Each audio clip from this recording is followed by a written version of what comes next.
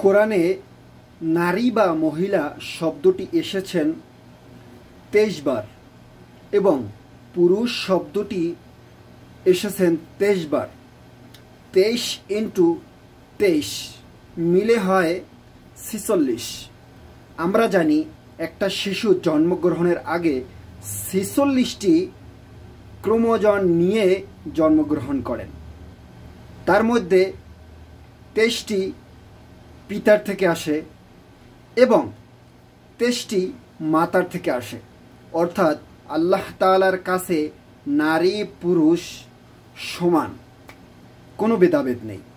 আল্লাহ তাআলার কাছে পার্থক্য ওই জায়গায় যার চরিত্র বেশি সুন্দর, আমল বেশি উত্তম, আল্লাহ তাআলার কাছে ওই বান্দাও বেশি উত্তম। এখন সে নারী হোক বা পুরুষ হোক, লম্বা হোক বা খাটো হোক, ধনী হোক বা গরিব হোক, পাঁচতলার মালিক হোক বা গাছতলার মালিক হোক, আল্লাহ তাআলার কাছে এগুলো কোনোটাই ম্যাটার নয়, ধর্তব্য নয়। আল্লাহ তাআলার কাছে শুধু বান্দা কি করেছে, সঠিক পথে চলেছে কিনা, আল্লাহর হুকুম রাসূলের হুকুম আদায়গুলো সঠিকভাবে করেছে কিনা, ফরজ আদায় করেছে কিনা, সেগুলোই আল্লাহ তাআলার কাছে ধর্তব্য, ইত্যাদি ইত্যাদি। যেমন ফেরাউনের স্ত্রী হয়েও আল্লাহ তাআলার কাছে অতি উত্তম,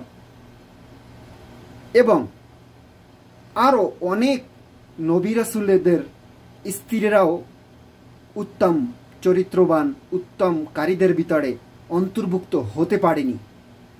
তাহলে এখান থেকেই স্পষ্ট বোঝা যাচ্ছে যে আল্লাহ তাআলার কাছে কোনো কিছুই ধর্তব্য নয়। ধর্তব্য হলো আল্লাহ তাআলার নেক বান্দা, নেক বান্দি, সঠিক পথ প্রদর্শনকারী। বরং দুনিয়াতে যারা নারীরা